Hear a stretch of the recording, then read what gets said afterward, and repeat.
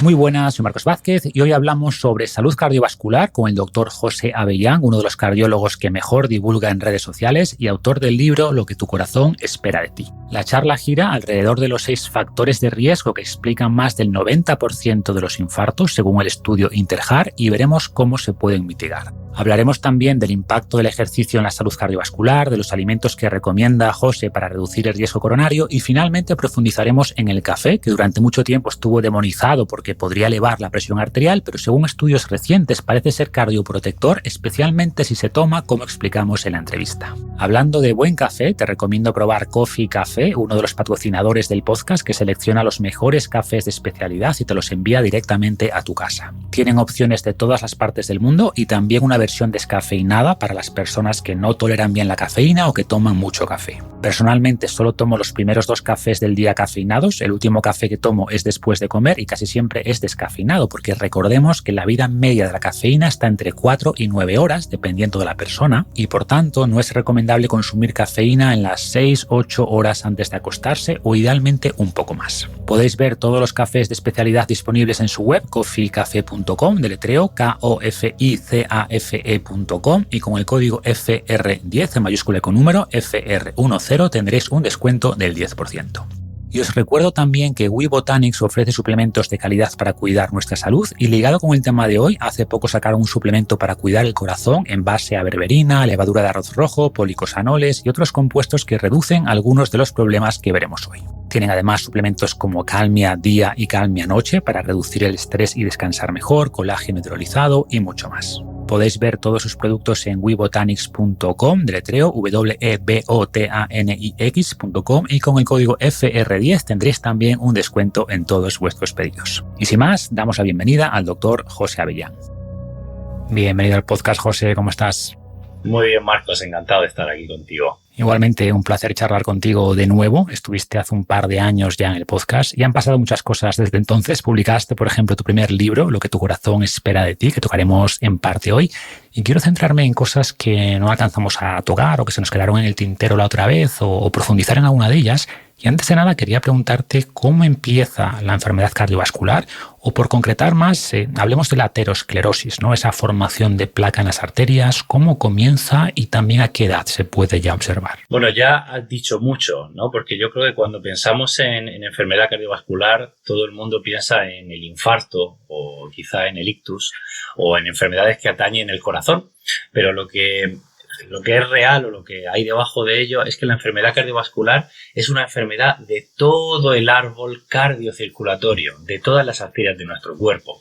Lo que ocurre es que si nosotros atendemos a la verdadera razón o a lo que hay debajo de patologías como por ejemplo la enfermedad renal crónica o por ejemplo la enfermedad de las arterias de las piernas que da un dolor muy molesto, muy incapacitante al hacer ejercicio, es que debajo de ellas hay enfermedad cardiovascular. La enfermedad cardiovascular suele causar enfermedades de distinto tipo y en la base está pues lo que han nombrado la llamada aterosclerosis, ¿no? O una de sus repercusiones es que da arterioesclerosis, que es rigidez en las arterias. Esta enfermedad que como digo, afecta a todo el árbol circulatorio, empieza en la pared de las arterias y no de las venas. Es una diferencia importante. Lo que ocurre es que las arterias no son tubos estáticos que simplemente llevan la sangre a nuestros órganos, sino que es un tejido vivo que necesita, tener o presentar unas propiedades que la hacen ser funcional, la hacen ser un tejido que nos sirve para que todos nuestros órganos reciban nutrientes y oxígeno. Y entre sus propiedades fundamentales está, por ejemplo, que se puedan distender y volver a su tamaño original. Esto es lo que esta flexibilidad de la pared es muy importante y para ello necesita que la pared de las arterias funcione bien. La parte más interna de las arterias es la íntima y está formada por unas células muy pequeñitas que se llaman células endoteliales. Estas células endoteliales, cuando enferman, habitualmente lo que está ocurriendo es que se empieza a producir la enfermedad cardiovascular. La primera fase de la aterosclerosis es la enfermedad de las células endoteliales y eso se llama disfunción endotelial. Cuando enferma significa, pues eso, que empiezan a funcionar peor, no pueden distenderse o no pueden dejar pasar esos mensajeros que van a hacer que el músculo de la pared arterial se pueda distender con normalidad. E incluso vemos a veces repercusiones en la sala de hemodinámica. Hay un tipo de infarto, de síndrome coronario agudo especial que ocurre sin que haya placas de ateroma que ocasiona un infarto, que es precisamente porque hay una disfunción endotelial. Entonces, te lo cuento así de manera muy resumida, no sé si me estoy metiendo mucho para ser la primera pregunta, pero es ciertamente interesante porque ahora tenemos medios para poder diagnosticar esto en la sala de hemodinámica. A veces recibíamos pacientes que sufrieron un infarto y no tenían, como digo, placas de ateroma por lo menos visibles o evidentes. Y cuando les ponemos una medicación que normalmente ocasiona la dilatación de las arterias, en estos casos la arteria sufre un espasmo, se cierra de un modo persistente en el tiempo y entonces el tejido, el músculo cardíaco, sufre de una falta de riego. Antiguamente esto se llama síndrome de Prinzmetal y entonces el tratamiento de esto pues no son las clásicas estatinas y ácido acetylsalicílico, sino que se dan vasodilatadores. Nos comíamos mucho la cabeza durante mucho tiempo diciendo ¿qué está pasando aquí? Pero lo que hay debajo es la primera fase de la enfermedad cardiovascular de la aterosclerosis, la disfunción endotelial. Ahora tenemos medios para diagnosticarlo, de hecho, desde hace bastante pocos años y desde hace unos escasos 1 o 2 años ya de una manera más objetiva o que se ve mejor en la sala de hemodinámica. Luego, este sería como el primer estadio, cuando la disfunción endotelial progresa un poquito, ya aparece una lesión que es visible y esto se llama estría grasa. Son pequeños acúmulos de placas de ateroma. Cuando el anatomopatólogo los ve a simple vista aparecen acúmulos simples de grasa que empiezan a observarse en arterias de mediano tamaño. Y si esto progresa, pues ya aparece la placa de ateroma, la placa calcificada que se puede estrechar la luz arterial o puede romperse ocasionando un trombo y una oclusión completa.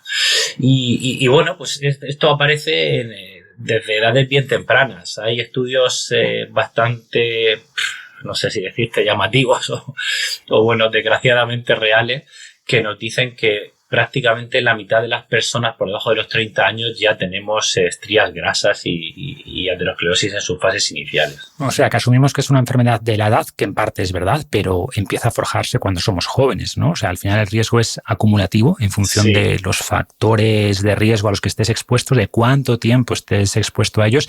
Y comentabas además en un post que más de la mitad de los infartos ocurren antes de los 65 años, en hombres al menos, ¿no? O sea, que se puede manifestar relativamente pronto. Eso es cierto. Hay estudios que nos dicen cuándo ocurre el infarto. Y es verdad que es que en hombres el infarto ocurre antes de una edad ya más mayor, ¿no? Antes de los 65, en mujeres algo menos. Pero eso no significa que la enfermedad cardiovascular desaparezca, simplemente aparece de otro modo. Y hay algunas diferencias en cuanto a género, de presentación me refiero, en cuanto a género y sexo. Y el infarto agudo, el infarto que te mata, que te deja en el sitio, por así decirlo, o que tiene más riesgo de ello, por supuesto, ocurre en edades más jóvenes, teniendo jóvenes por debajo de los 65, sí, y sobre todo en hombres. Esto es cierto. Y además, como bien dices, hay diferencias de género, ¿no? Que quizás han hecho que se diagnostique tarde el infarto en la mujer porque los síntomas que presentan son distintos. No sé si muy distintos o hablamos de pequeñas diferencias. Yo diría ligeramente distintos. Con esto yo estoy bastante sensibilizado porque creo que, bueno, tú y yo estamos en redes sociales y allí muchas veces se popularizan o se viralizan mensajes que pueden ser peligrosos, entendiendo peligrosos como que pueden conseguir lo contrario a lo que pretenden. Entonces, muchas veces es cierto que he visto posts diciendo, como digo, que tienen miles, millones de visitas, que dicen que el infarto en la mujer no da con dolor torácico. Y creo que es un flaco favor que se hacen esas personas precisamente hacia la mujer, porque el síntoma principal del infarto, tanto en hombre como en mujer, es el dolor torácico. Eso puede hacer precisamente que una mujer que sufra dolor torácico piense que no está teniendo un infarto. Y no es así. El síntoma principal del infarto, tanto en hombres como en mujeres, es el dolor de pecho, que es un dolor opresivo y radio de garganta, que se suele ir hacia el brazo izquierdo, a veces a espalda, suele dar sudoración, suele dar una sensación de fatiga extrema. como una losa en el pecho que no te deja vivir, ¿no? Ese es el síntoma principal.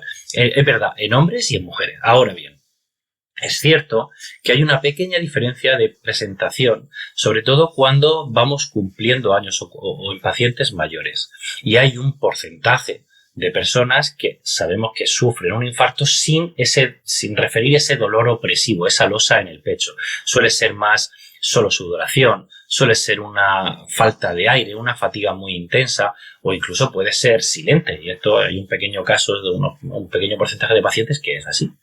Pero esto, sobre todo en edades jóvenes, es en torno a del 20 al 30%. Cuantos más jóvenes somos, de hecho, más extraño es.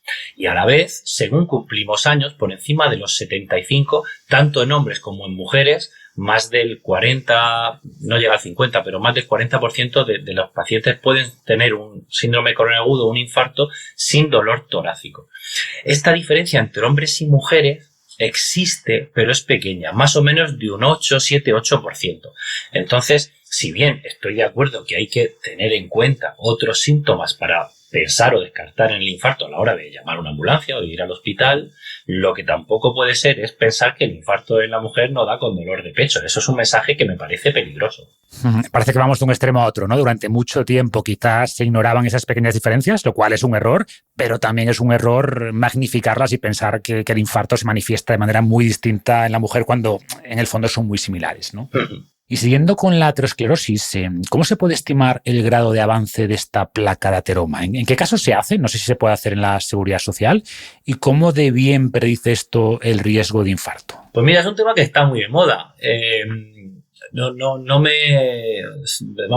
escondo y también creo que tengo que explicarme bien porque puede ser, alguien puede pensar que esto es para todo el mundo y que tenemos que estudiar las placas de ateroma de todas las personas. Pero fíjate, desde hace 3 o 4 años, con las guías nuevas de síndrome coronario agudo, con las guías nuevas de revascularización miocárdica, y a la hora de estimar el grado de riesgo que tiene una persona de tener placas de ateroma peligrosas o riesgo de sufrir un infarto, se ha puesto muy de moda el uso del TAC coronario.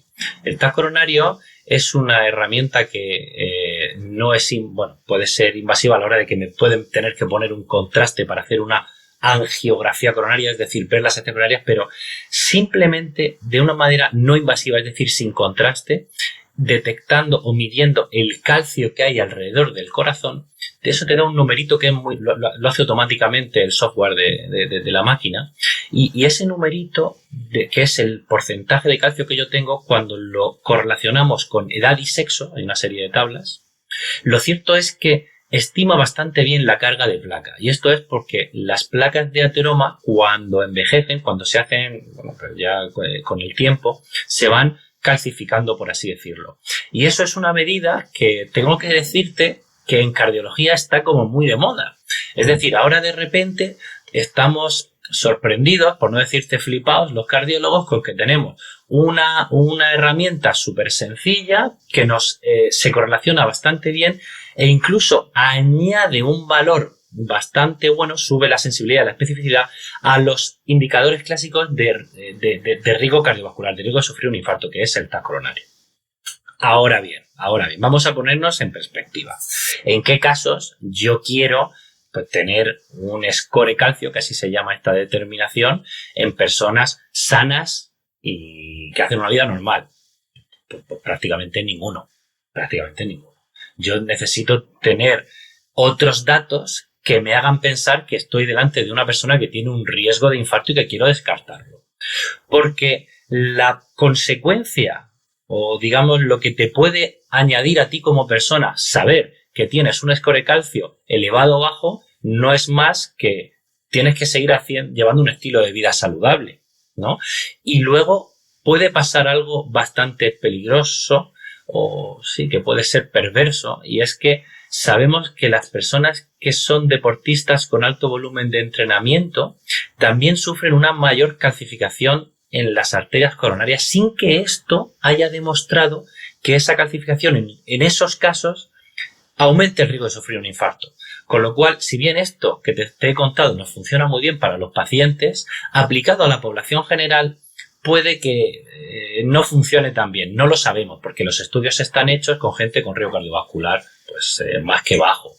Entonces, sí que tenemos, o sea, mi respuesta a tu pregunta es, nosotros podemos ver perfectamente la carga de placa de una manera muy poco invasiva. Por supuesto, no te he dicho que bueno, yo me dedico a ello, que nosotros en la sala de hemodinámica de cardiología intervencionista vemos las arterias coronarias, ¿no? La manera, digamos, el gold standard es hacerte un cateterismo, pero me parece que en ninguna cabeza medio sana o con sentido común, pues querría someterse a una exploración invasiva con sus riesgos para saber esto. Pero como las otras son poco invasivas, sí te lo comento.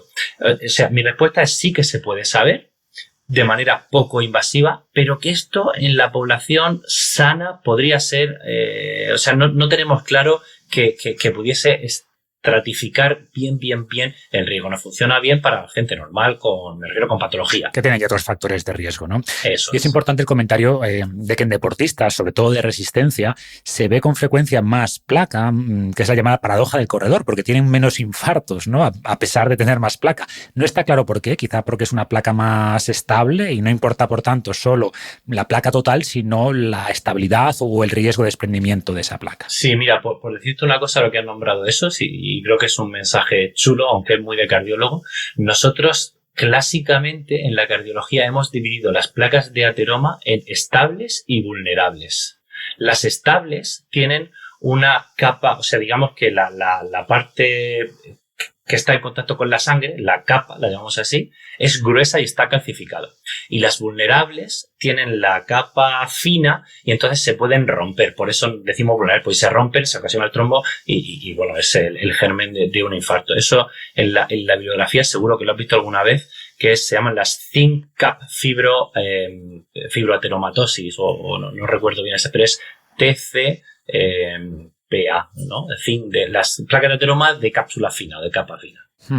Te escuché hablar también en un post de Instagram sobre la edad biológica aplicada al corazón, y en mi libro Vive Más hablo mucho de este concepto, ¿no? De edad biológica, y aquí aplica perfectamente. O sea, si tienes 50 años pero tus arterias se parecen más a las de personas de 40, tu edad cardiovascular va a ser menor, y al revés, si se parece más al de personas promedio de 60 años, pues esa va a ser tu edad cardiovascular y por tanto también tu riesgo, ¿no? O tu riesgo se va a parecer más al de personas de esa edad. Sí. Y aquí la pregunta sería, igual que se puede revertir la edad biológica, ¿podemos reducir también esa edad cardiovascular? ¿Podemos reducir la placa de ateroma?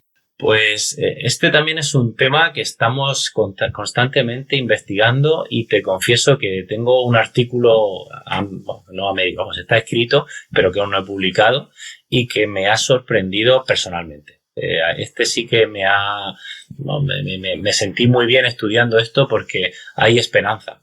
A mí me explicaron como cardiólogo, y bueno, de hecho yo creo que es lo que la medicina tiene interiorizado, que las placas de colesterol o la aterosclerosis, una vez que está, ahí está, y tienes que aprender a vivir mejor para estabilizarla y evitar que se rompa.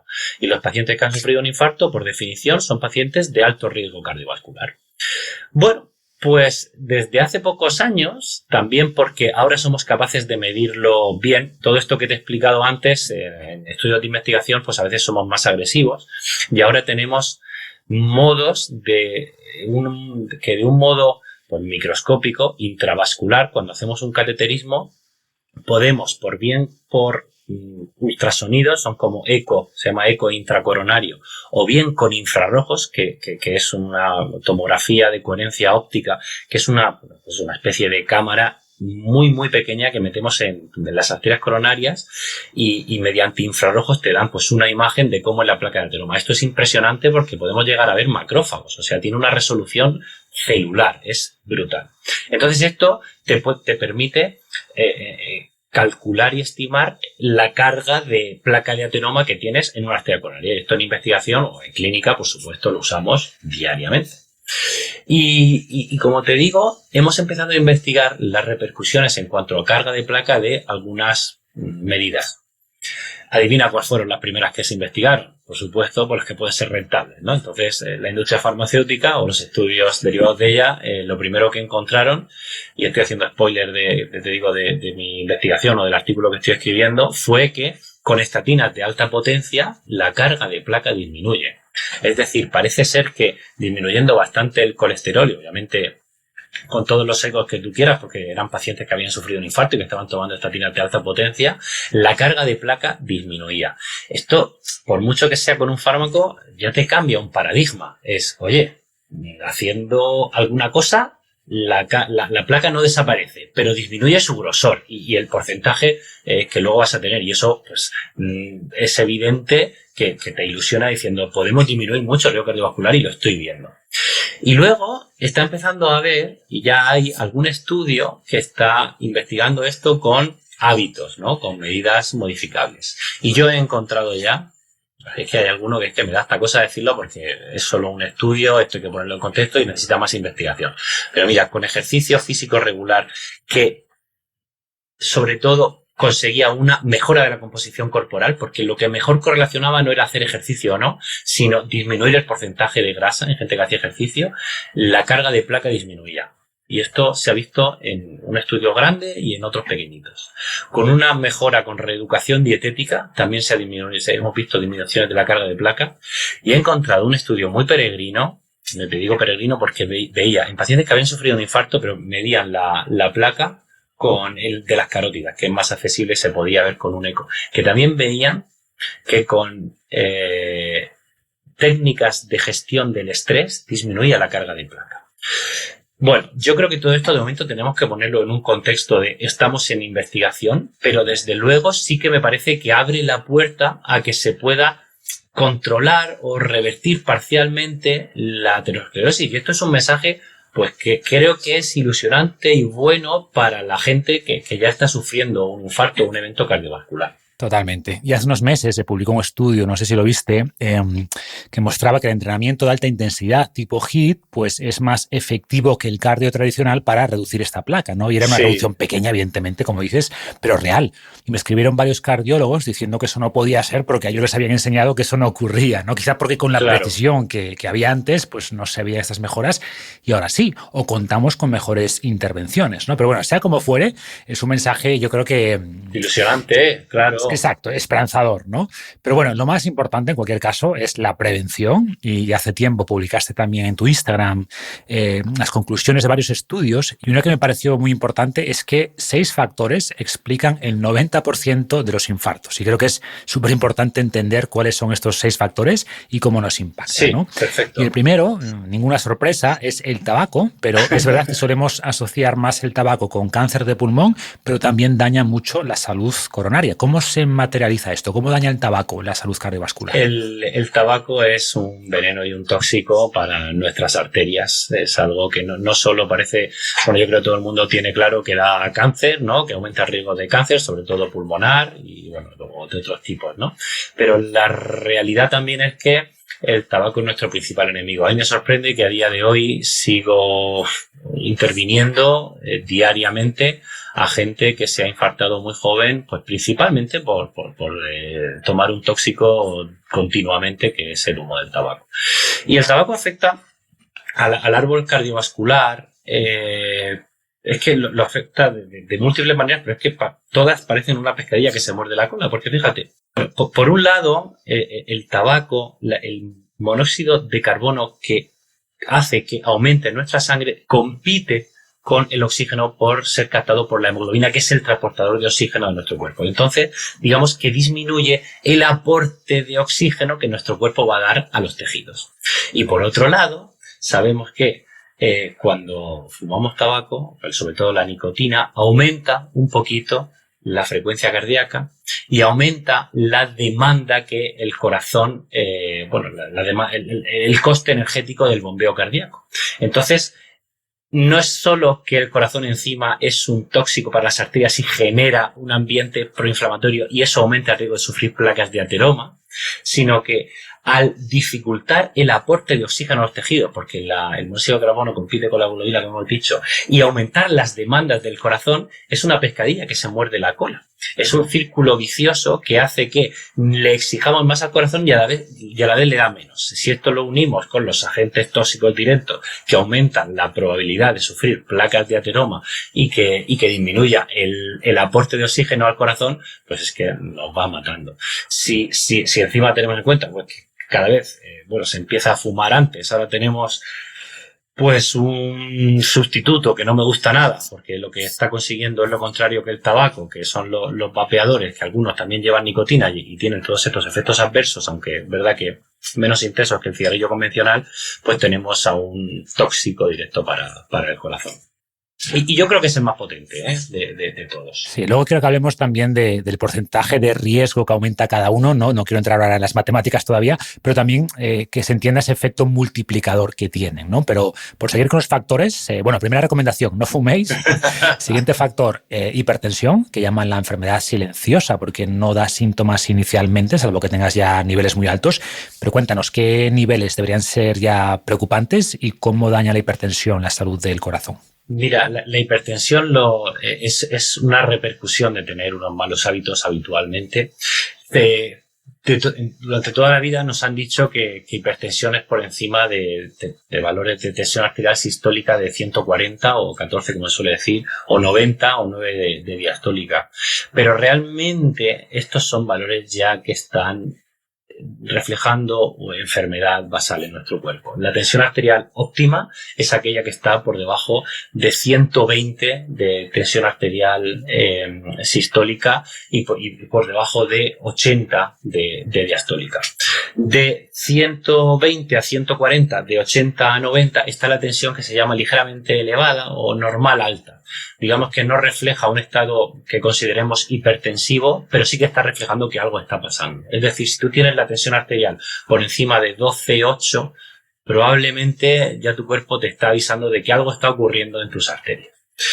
Y bueno, la tensión es multifactorial en cuanto a que no se puede decir que esto se ocasione por una falta de ejercicio, por una obesidad o porque los riñones van mal.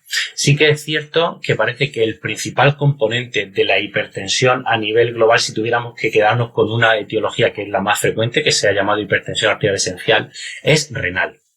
Y es que cuando nosotros empezamos a generar problemas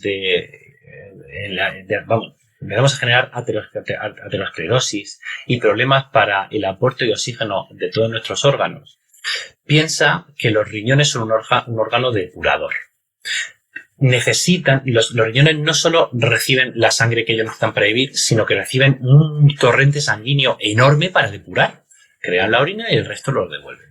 Entonces las arterias renales reciben casi el 25% de toda nuestra sangre continuamente, reciben un aporte muy potente.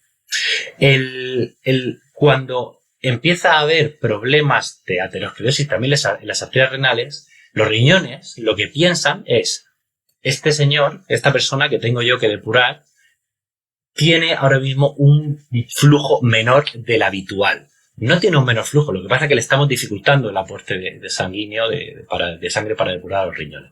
Entonces reacciona y empieza a activarse lo que se llama el eje renina-angiotensina-aldosterona, que lo que intenta es, como esta persona está recibiendo menos flujo, pues yo voy a aumentarle el flujo de sangre. Entonces la orina empieza a producirse de manera algo menor, empiezo a retener sodio para aumentar la volemia de mi cuerpo. Te lo estoy simplificando muchísimo, pero lo que te quiero decir es que la aterosclerosis en el riñón también genera con el tiempo y es la causa principal de hipertensión arterial. Los riñones como órgano entienden que reciben menos sangre porque hay ya dificultades para su aporte y entonces reaccionan aumentando el volumen de sangre de nuestro cuerpo. Eso hace que la tensión arterial aumente y con el tiempo las arterias de nuestro cuerpo que están recibiendo de manera falsa o equivocada una mayor volemia, un mayor aporte sanguíneo, se refuerzan y se hacen gruesas. Por eso la hipertensión con el tiempo genera una hiperplasia, una hipertrofia, es decir, un engrosamiento de las paredes arteriales, que eso se hace ya irreversible. cuando ese engrosamiento se ha crecido porque es una consecuencia de que yo tengo que manejar un volumen sanguíneo mayor para el que estoy preparado, la hipertensión se hace ya, bueno, pues no reversible. Entonces necesitamos fármacos que lo que están haciendo es parchear mecanismos que aumentan la dilatación de nuestras arterias para disminuir la presión arterial. Y bueno, al fin y al cabo te he contado todo esto de por qué ocurre la hipertensión arterial para decirte que si bien es consecuencia de un mal estilo de vida, el estilo de vida es lo más fundamental en su tratamiento y en su manejo y en su prevención. Y cuando uno se hace hipertenso, el médico le damos fármacos porque tenemos que disminuir esa hipertensión y porque hemos demostrado que a pesar de ello disminuir la presión arterial disminuye el riesgo cardiovascular, pero creo que se nos olvida lo que hay debajo, que es esto que te he comentado, un mal estilo de vida, unos malos hábitos que de hecho pueden mejorar muchísimo los niveles de presión arterial, ¿no? Y es tremendo porque sabemos que ser hipertenso te multiplica por 3 en mujeres y en 2,3 en hombres el riesgo de sufrir un infarto, ¿no? Es un factor de riesgo muy prevalente. Y mucha gente no lo vigila, ¿no? Y ahora hay estos aparatos de 30 euros o menos que te miden la presión en casa, que no sé cómo de fiables serán, pero al menos te dará una aproximación. Funcionan muy bien, ¿eh? Sí, sí, pues, sí, es perfecto. una buena recomendación. De manguito sobre todo, ¿eh? Suelen estar validados. Además hay un reglamento europeo que si lo cumplen suelen funcionar muy bien. Genial. Bueno, pues siguiente factor sería la diabetes, que está conectado con otros factores negativos, ¿no? Glucosa elevada, resistencia a la insulina. ¿Qué nos puedes contar de su impacto en el riesgo de infarto? No, para el hemodinamista, para el cardiólogo intervencionista, ser diabético, nosotros decimos las arterias de diabético son casi tan perversas como las del fumador. No nos gustan nada. La diabetes es un acelerador de la aterosclerosis tremendo y se ve diariamente. Fíjate, es tan importante la diabetes que cuando tenemos enfermedad de las arterias del corazón muy difusa, y tenemos que solucionarlo implantando stents, que son las plataformas que, digamos, reparan y revascularizan las arterias del corazón. Ser diabético puede ser un factor clave para no implantar stents y preferir que esa persona se opere con bypass. Porque si la diabetes está mal controlada o está inveterada y metadiabetes o repercusiones orgánicas de la diabetes, los stents, al ser un tejido ajeno al cuerpo, se cierran, se obstruyen con mayor probabilidad. Entonces, cuando el arreglo, la solución con stents es muy, muy importante, preferimos no implantarlos y que el paciente se opere. Pero claro, luego ya te metes en otra, tienes que superar esa cirugía. La diabetes al final está reflejando un fracaso metabólico del organismo. Cuando tenemos diabetes no es solo que tengamos resistencia a la insulina, sino que seguramente hemos desarrollado alteraciones del colesterol. Sabes que el colesterol del diabético, los transportadores de colesterol son más pequeños y más densos, son más proaterogénicos, se reciclan peor porque el colesterol se glica y se oxida con más probabilidad. También suele estar asociado con una obesidad que dificulta la práctica de ejercicio regular, con una alimentación inadecuada. La diabetes, como digo, no es solo una entidad única, sino que está reflejando un fracaso de la optimización metabólica del organismo, y a las arterias, por estos factores que te comento, pues le sienta especialmente mal. Y está muy ligado, como apuntabas, con esa disfunción de los lípidos, del colesterol. Y de hecho el siguiente factor de riesgo es el ratio ApoB, ApoA1. Y creo que hablamos de ApoB en nuestra charla anterior, ¿me suena? Sí. Que es un mejor indicador de riesgo coronario que el colesterol o incluso que el LDL. Pero explica este ratio y por qué importa. Me gusta mucho porque, fíjate, desde hace 2 años, que será de nuestra última charla, ha cambiado muchísimo. Bueno, yo por lo menos veo una evolución favorable. La cardiología, el hospital, con respecto a este hecho de que ya nos empezamos a fijar cada vez menos en el LDL y empezamos a fijarnos más en o el ApoB, que ya en mi hospital, por ejemplo, lo estamos pudiendo hacer, o en el colesterol no HDL, que es lo que te dicen las guías. Las guías ya no hablan tanto de LDL, sino de colesterol no HDL. Y esto es desde mi punto de vista, pues muy pertinente y muy bueno para el paciente, porque hablando del ratio ApoB, ApoA1, lo que te está diciendo son cuánto de elevado están los transportadores de colesterol proaterogénicos, que son los ApoB, solo hay uno que no tiene ApoB, que es proaterogénico, que son los kilomicrones remanentes, que sí que parece ser que pueden ser proaterogénicos, pero esto siempre sería un porcentaje muy, muy pequeño, muy pequeño.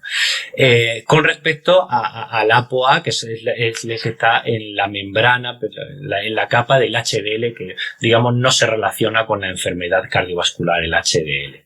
Si bien su aumento parece que es beneficioso, puede ser un espectador que es repercusión ambos de un buen estilo de vida que sí que es beneficioso para la enfermedad cardiovascular.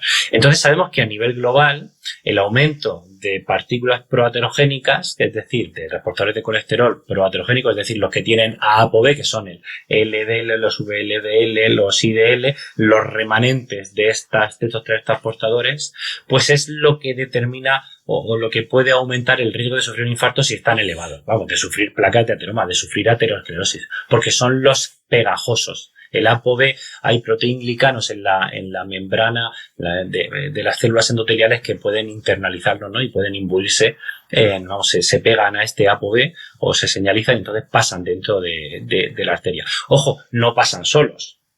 El colesterol no va rasgando, pero cuando hay una agresión a nuestras arterias, sí que pueden atravesarla y depende de cómo está de óptimo tu metabolismo, pues pueden generar una cicatriz buena o una placa de ateroma. El ApoB puede ser, hay una cosa que es cierta y es que puede ser más o menos dañino para nuestras arterias en función del resto de nuestros hábitos. No es que el colesterol vaya atacando o vaya creando placas de ateroma por sí solo, sino que en un contexto de hábitos saludables, de una composición corporal adecuada, de un ambiente no proinflamatorio, no nos va a dañar mucho. En cambio, cuando estos factores están presentes, sí que se puede generar una placa de ateroma. Hay estudios muy buenos y revisiones muy bonitas que han podido ver esto y han visto que en personas que tienen resistencia a la insulina, una mala composición corporal, no hacen ejercicio, llevan una mala alimentación, una agresión endotelial termina en una gran placa de ateroma. Sin embargo, en un ambiente optimizado, sin un ambiente no proinflamatorio, cuando hay una agresión endotelial, esta se repara y el remanente de colesterol que queda ahí de placas de células espumosas es mínimo. Este es un mensaje muy importante, ¿no? O sea, a igualdad de colesterol o de ApoB, el peligro es mucho menor en personas con buenos hábitos o con un buen contexto metabólico que en personas diabéticas con hipertensión, etcétera, donde ese ApoB va a ser más dañino, ¿no? Pero a igualdad de contexto, a igualdad de hábitos, un ApoB mayor entraña más peligro. Estoy de acuerdo. De hecho, eso es lo que normalmente no se tiene en cuenta, ¿no? Cuando se oyen en redes sociales mensajes como que el colesterol no importa. Con cualquier infección, catarro, ingreso hospitalario, vas a crear un ambiente proinflamatorio en tu cuerpo, que en ese momento puede ser necesario o no, pero es el que tienes y esos agentes infecciosos, por ejemplo, van a reaccionar con tus células endoteliales creando una agresión. Lo de siempre, son los extremismos, ¿no? Y por un lado está esa visión de que si tienes colesterol por encima de 200, pues toma estatinas, aunque lleves buenos hábitos, y ahora tenemos esta corriente opuesta que dice que no importa si el ApoB o el LDL están por las nubes, porque con un buen contexto pues no hace ningún daño, ¿no? Y ni una cosa ni la otra. Bueno, siguiente factor, el quinto creo, sería la obesidad. Y ya estamos viendo, como decías, que muchos de estos factores vienen juntos, ¿no? Y además se retroalimentan. Y aunque los estudios intentan asignar riesgos concretos a cada factor, al final es muy difícil porque generalmente la obesidad pues viene acompañada de hipertensión, de resistencia a la insulina.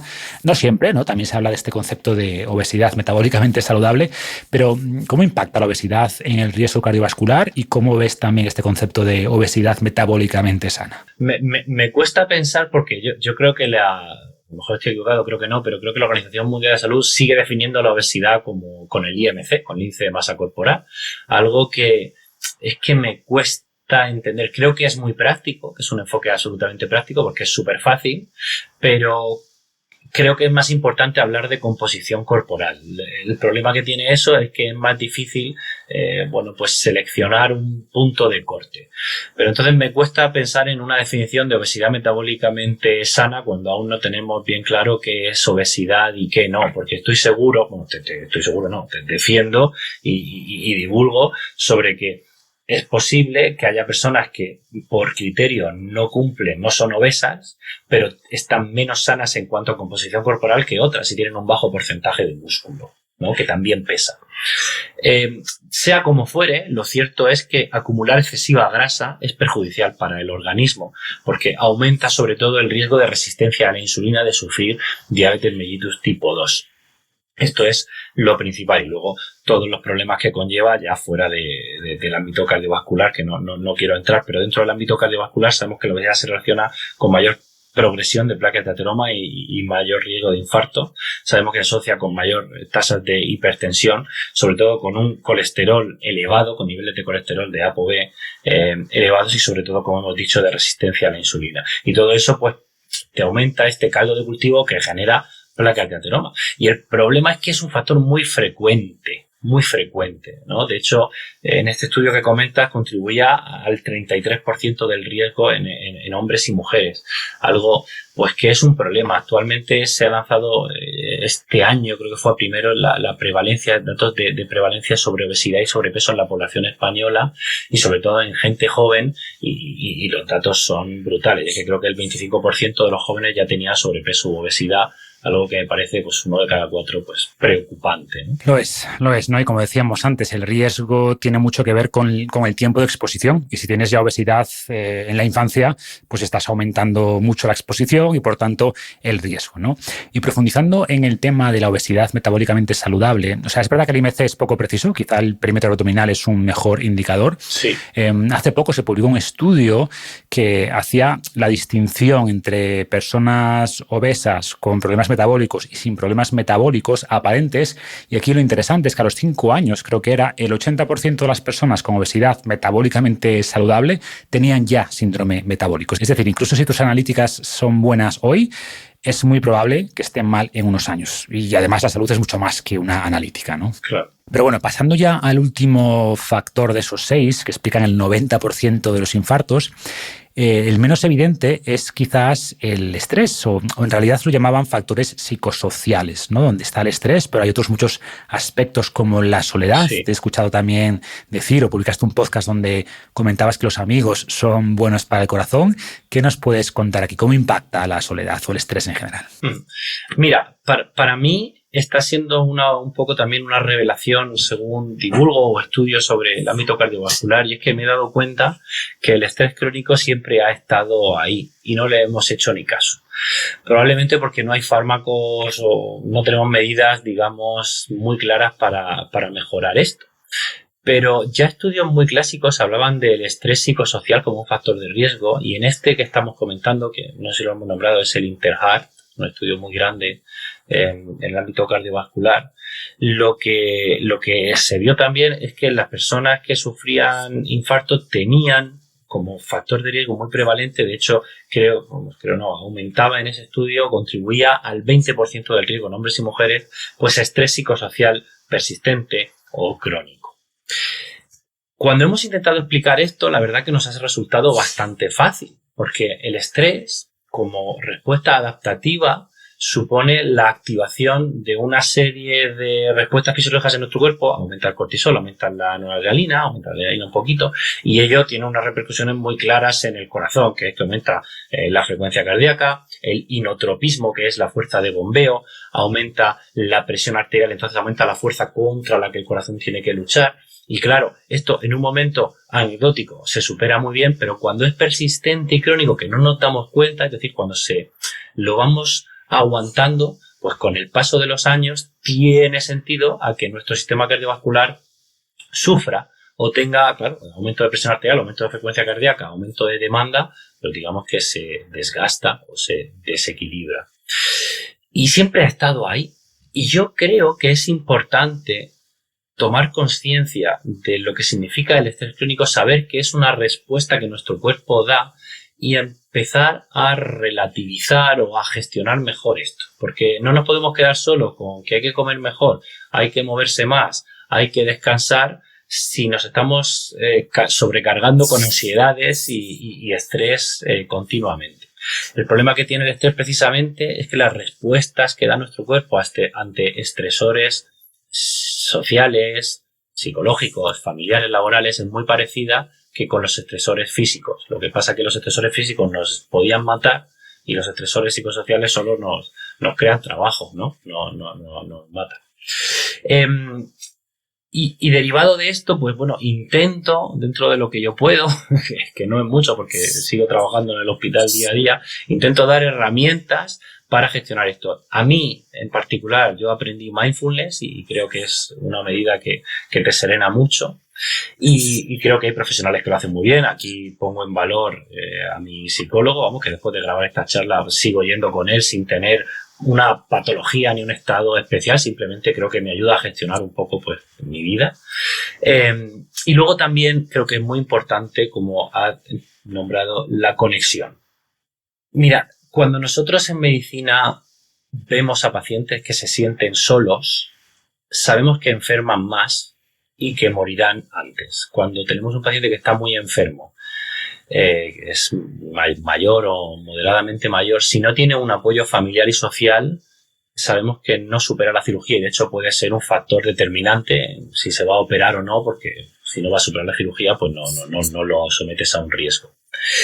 Y derivado de esto, la conexión social es que aporta una serie de beneficios para la salud que es tremenda. Y no es solo que yo me ponga malo y tenga alguien al lado que me lleve al hospital, sino que una conexión social, unos amigos o unos familiares o unas personas que de verdad estén contigo, que les puedas contar tus problemas, que te puedan serenar cuando estás nervioso, que te puedan tranquilizar, que te puedan dar buenos consejos, todo eso es un antiestrés, es un ansiolítico.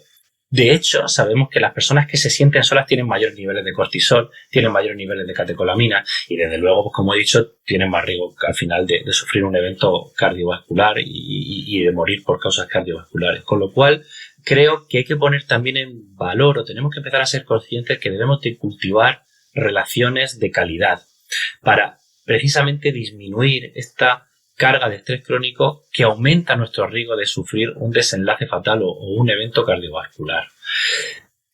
A mí, todo esto lo digo porque parece que estamos súper conectados hoy en día. Estamos en un momento en el cual tenemos miles de conexiones sociales, pero son de baja calidad. Y creo que nuestro cerebro, nuestra manera de ser, no procesa de igual modo una amistad telemática, que solo la ves en formato de palabra y ortografía, que amigos de verdad con los que puedas compartir y de verdad relajarte. Si luego todo es mucho más sencillo, si es que tú te sientes bien cuando te vas de cena con tu gente o estás un rato con ellos, por algo será. Creo que estamos hechos para eso, ¿no? Y creo que hay que ponerlo en valor y sirve como una medida para gestionar mejor este estrés crónico que tenemos. Y que se le dé más importancia, ¿no? O sea, no es algo que se pregunte en consulta, incluso el paciente podría verlo como invasivo, ¿no? ¿Qué le importa a usted si me siento solo? Pero claro que importa, como explicas, y quizá debería salir también en la analítica un indicador de cómo son tus relaciones sociales y un asterisco si no son buenas, ¿no? Igual que te sale en el LDL. Porque, como dices, nos da información, es predictor de salud o del resultado de una cirugía, etcétera. Sí. Y otra conclusión de los estudios es que todos estos factores, como decía antes, no son aditivos, sino multiplicativos. Y tengo aquí, algunos números para no equivocarme, son orientativos, ¿no? Pero más o menos, sí.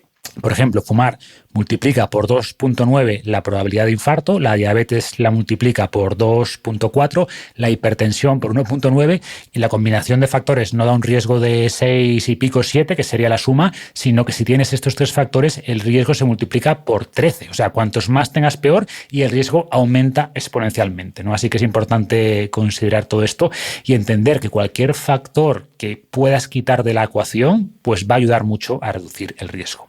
Y por suerte todos estos elementos dependen en gran medida de nosotros. O sea, no hablamos de factores genéticos inalterables, o sea, los genes siempre importan, por supuesto, pero la clave está en los hábitos, como explicas en tu libro. Podemos dejar de fumar, podemos comer mejor, podemos hacer ejercicio, al que sé que das mucha importancia. Y quería de hecho preguntarte esto, ¿no? ¿Cómo recomiendas realizar ejercicio o qué pautas darías para reducir el riesgo coronario? Sí. De hecho, te voy a decir un secreto del Interheart. Cuando tú lo abres, los factores que explican el 90% de los infartos son en realidad 9, son 3 más, pero los otros 3 son una alimentación insana y no hacer ejercicio regular e incluso el alcohol. Entonces, cuando los autores ponen en esa tabla que muy bien has explicado, que es súper visual, ¿no? De cómo 3 factores te sumarían un 5, pero cuando están todos presentes vas por el 16-17% más de riesgo de sufrir un infarto, pues digamos que no han incluido estos 3 de comer mal, moverse poco y el alcohol, porque son consecuencia, los 3 que han escogido son consecuencia de esto. Entonces, en realidad, estos factores modificables se resumen en llevar unos buenos hábitos. Si me preguntas por el ejercicio físico en particular, yo creo que ya estamos en disposición de defender tanto el ejercicio aeróbico como el de fuerza. Creo que es muy importante desde el punto de vista cardiovascular. Yo lo que defiendo, lo que he hecho con mis pacientes y lo que aplico a mi día a día es combinar ejercicio de fuerza y aeróbico.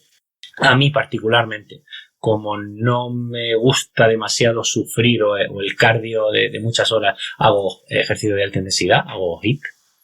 Y yo entreno, lo que recomiendo, como digo, son idealmente 3 sesiones de fuerza a la semana y 3 de aeróbico, pero las puedes combinar, es decir, yendo 4 o 5 días de entrenamiento a la semana, que no tiene que ser más de 1 hora, donde hagas pues los grandes grupos musculares una vez a la semana, 2 veces a la semana, me refiero pues espalda, pecho, hombros, pierna, si quieres anterior y posterior, dividido en esos días. Y luego unas pequeñas sesiones de ejercicio aeróbico que puede ser de 45 minutos y toda la hora, o si eres más perezoso como yo, pues puedes sesiones de 20 minutos de alta intensidad que puedes combinar sprint, puedes ir a CrossFit, puedes hacer funcional, entrenamiento híbrido, que ahora se está también muy de moda. Todo eso es súper beneficioso para el corazón. Tenemos que tener en cuenta que el ser humano, desde el punto de vista evolutivo o fisiológico, estamos más hechos para hacer grandes caminatas o estar activos durante el día y luego pequeños esfuerzos intensos o pequeños situaciones de ejercicio de fuerza, ¿no? Eso es lo que en la naturaleza solíamos hacer, estar caminando bastante y luego algún sprint en algún momento puntual. Y a lo mejor imitando eso es como más sanos estamos. Eso que básicamente es caminar mucho, intentar ser activos durante el día y luego pues hacer esa sesión de ejercicio que lo entiendo como el peaje que tenemos que pagar. Pues concuerdo con esa recomendación. Y respecto a la dieta, pues lo más importante es llevar una buena dieta global, por supuesto, pero por no repetir lo mismo de siempre, ¿te atreverías a recomendar algún alimento concreto, algunos alimentos que sean especialmente beneficiosos para el corazón? No creo en alimentos nada más que naturales y creo que nuestro cuerpo se optimiza cuando evitamos los ultraprocesados. Pero mira, por darte una respuesta genuina, que creo que es la respuesta de un cardiólogo, pues yo tengo que poner en valor, por esto de verdad es que la alimentación basada en plantas sale bien siempre. Entonces, pues ahí, mira, te voy a poner el aceite de oliva virgen extra, que es algo que tenemos aquí en nuestro país, somos productores y creo que es el mejor aceite del mundo, el que más estudios tiene, que desde el punto de vista cardiovascular es beneficioso. Sabemos que cuando añadimos, es que ya en los estudios más antiguos decían que simplemente añadir a nuestra dieta el aceite de oliva virgen extra ya tenía una repercusión positiva. En el estudio Predimed se demostró que una alimentación que llamaban mediterránea con aceite, suplementada con aceite de oliva virgen extra, con respecto a una alimentación para adelgazar, salía beneficioso, ¿no? Entonces creo que lo tenemos que poner en valor. Por decir otro alimento cardiológico que esté de moda, pues te puedo decir el ajo, porque tiene verdad que sabemos que tiene algunos compuestos que ayudan a reducir el colesterol y esto es, pues creo que es algo genuino, ¿no? Tiene un compuesto en particular que se llama la alicina, que parece que puede aumentar disminuir la recirculación de colesterol por nuestro cuerpo y entonces lo disminuye. Y luego es verdad que hasta el ajo negro ha sido objeto de algunos estudios que mejoraba incluso la presión arterial, con lo cual, pues eso creo que es beneficioso. ¿Y qué otro alimento te puedo decir? Bueno, pues el pimiento por su contenido en vitaminas, el brócoli por antioxidantes, no sé, una alimentación basada en plantas, así que tampoco... Pues hablando de plantas, ¿qué opinas sobre el café? Que tradicionalmente se desaconsejaba por su posible impacto en la presión arterial, pero estudios recientes, grandes estudios, indican que no solo no eleva el riesgo cardiovascular, sino que el consumo moderado de café, 2, 3, 4 tazas al día, se asocia con menos riesgo cardiovascular. ¿Cómo lo ves y alguna forma especial de tomarlo? Sí, yo con el café aún no me lo creo. Por más que estudio, los estudios lo que nos dicen es que disminuye el riesgo de mortalidad, que la gente tiene menos eventos cardiovasculares, y yo realmente no entiendo cómo una sustancia ajena a nuestro cuerpo, digamos en cierto modo artificial, porque en su procesado tenemos que tostarlo, tenemos que molerlo, tenemos que filtrarlo, digamos disolverlo en agua, cómo eso es tan beneficioso, pero la realidad es que es así, y por más que estudiamos, pues nos sale que las personas que beben café pues parece que sufren menos infarto. Por supuesto, los estudios son todos observacionales, como todo lo que ocurre en nutrición, ¿no? No podemos dividir la muestra durante toda la vida en tú sí tomas café o tú no, para ver qué es lo que ocurre a tan largo plazo. Pero lo cierto, o lo que hay debajo, es que el café disminuye el riesgo cardiovascular, y yo soy un amante del café y yo pues estoy muy contento. Sí que es verdad, por aportar algo que sí que creo que es válido, y de hecho en mi casa pues así lo hago, que en el modo de preparar el café, primero, en el modo de elegirlo es muy importante que no sea torrefacto, que sea de tueste natural. Y una manera de asegurarte esto es comprar el que se llama café de especialidad. Pero bueno, también puedes encontrar café de tueste natural. Pero por lo menos aquí en España se suele vender mixto, mezclado, si le llaman mezcla, que es mitad de tueste natural, mitad de torrefacto. El torrefacto, cuando está tostado, se tuesta además, incluso a veces se le puede añadir azúcar, y esto pues digamos que baja las propiedades cardioprotectoras del café, ¿no? Entonces, eso es lo primero. Elige tueste natural o de especialidad. Si yo te puedo recomendar algo, es de especialidad, que está más bueno. En el modo de prepararlo, pues yo lo filtro. Las cafeteras de filtro, que son muy sencillas de utilizar, tienen la única pega para la mayoría de gente de que el café se parece más, tampoco es que sea una infusión, pero se parece más a una infusión de café que a ese café expreso que está denso y sabe muy fuerte. Pero es café, o sea, no es agua sabor café. Entonces le animo a la gente a probarlo. Lo bueno del filtrar el café es que hay algunas sustancias, como algunos diterpenos, que no pasan el filtro, y entonces te estás tomando un café, podríamos decir, de mayor calidad para tu salud, o más saludable, porque algunos diterpenos, creo que el cafestrol, me suena el nombre, y el caueol, han demostrado aumentar el colesterol en nuestra sangre. El café, a pesar de que aumenta la frecuencia cardíaca, aumenta la presión arterial temporalmente después de consumirlo, tiene todos estos beneficios que he dicho para la salud. Pero claro, a mí, si puedo filtrarlo y puedo no incluir una molécula que me aumenta el colesterol, pues desde el punto de vista cardiovascular lo prefiero. Y yo en mi casa tengo una cafetera de filtro y es como tomo el café. Luego, a la hora de explicar por qué el café disminuye la mortalidad cardiovascular, la verdad que hemos encontrado alguna explicación, y es que parece ser que algunos compuestos del café lo que consiguen es que se aumente el reciclado del LDL por nuestro hígado. Y esto pues es importante. Sabemos que algunas sustancias de café pues son antioxidantes, como los ácidos clorogénicos o fenólicos, y pueden reducir la inflamación y el estrés oxidativo, pero sobre todo es que parece que, como digo, aumenta la función depuradora de colesterol del hígado, y esto puede disminuir, depuradora de colesterol LDL del hígado, y esto puede disminuir el colesterol LDL en sangre. Y a lo mejor eso puede explicar que a la larga el café sea tan beneficioso, porque realmente es curioso que una sustancia que te aumenta la frecuencia cardíaca y la presión arterial pues disminuye la mortalidad cardiovascular, pero así es. Bueno, piensa que el ejercicio también hace eso, ¿no? Aumenta la presión arterial, la frecuencia cardíaca y es muy bueno para el corazón. Es verdad, qué bueno, no lo había pensado. O sea, hay que distinguir entre efectos agudos a corto plazo y efectos crónicos con la repetición, que pueden ser los opuestos, como ocurre con el ejercicio y aparentemente también con el café, ¿no?